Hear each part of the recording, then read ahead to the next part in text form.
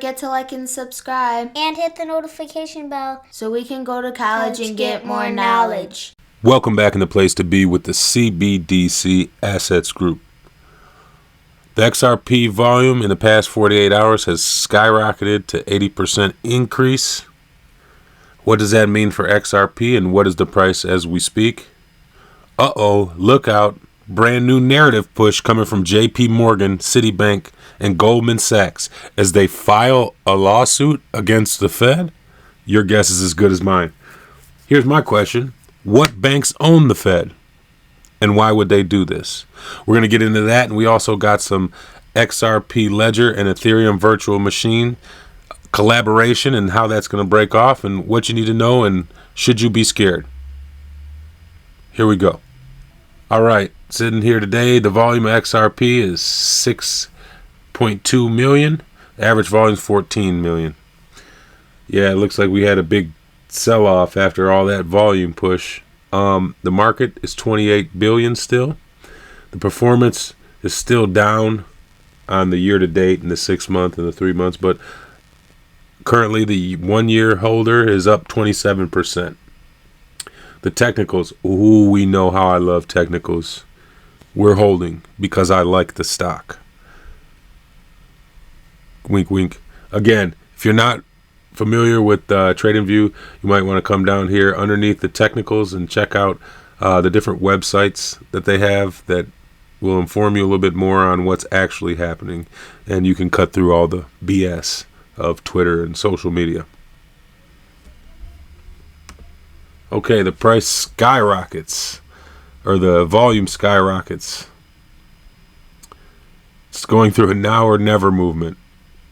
Okay, the reason I said 48 hours is because this is from yesterday, so I just didn't want to be not accurate. But the volume skyrockets in XRP because there's news of the next wave, potentially, of ETFs. I know yesterday there was talk about the potential legal framework for Ethereum ETF. And, of course, they always have to throw in the Ripple underneath there. Oh, we're here for Ethereum. But what about Ripple?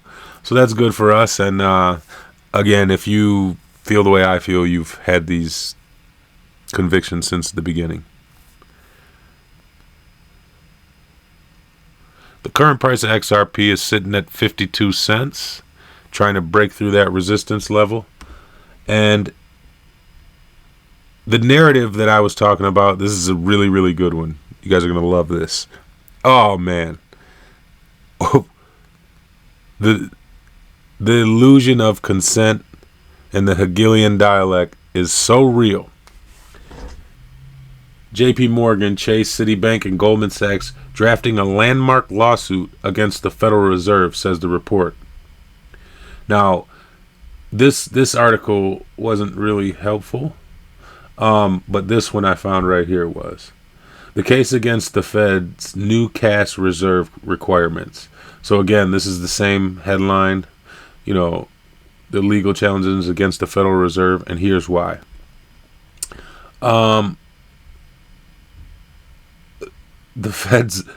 banks are mad because the Fed is saying they actually have to keep cash on their books. Go figure. How rude. But I got to thinking, don't these banks own the Fed?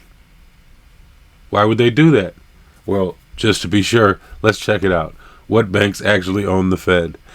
And it would appear that Citibank is number one, sitting at 42.8% of the Federal Reserve's shares.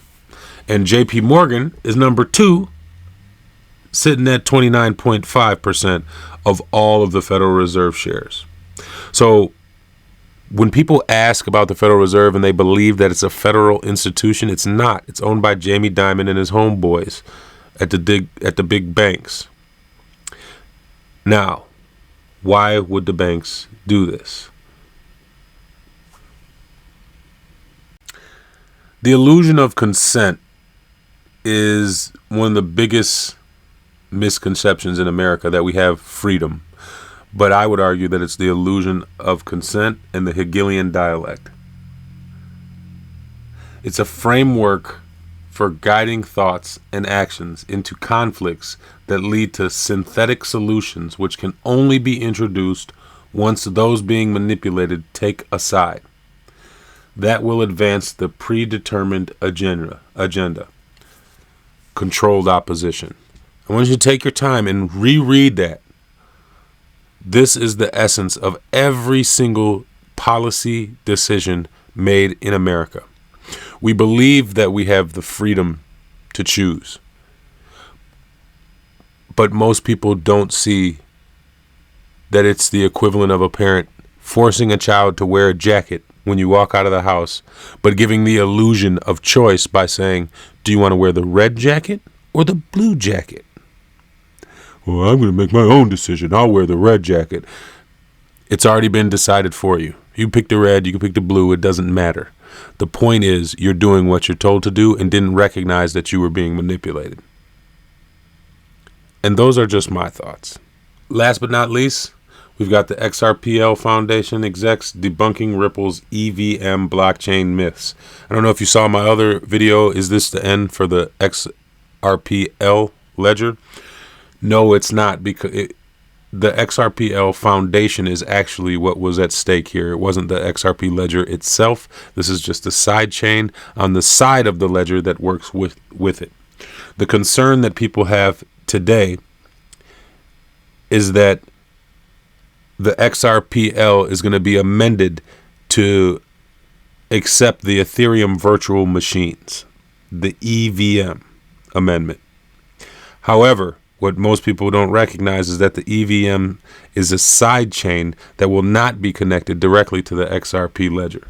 The EVM will be directly connected and maintained by a decentralized bridge that connects to the XRP mainnet. So that's all I got for you guys today. I hope you have a good one. I'll see you on the next one. Thanks for watching.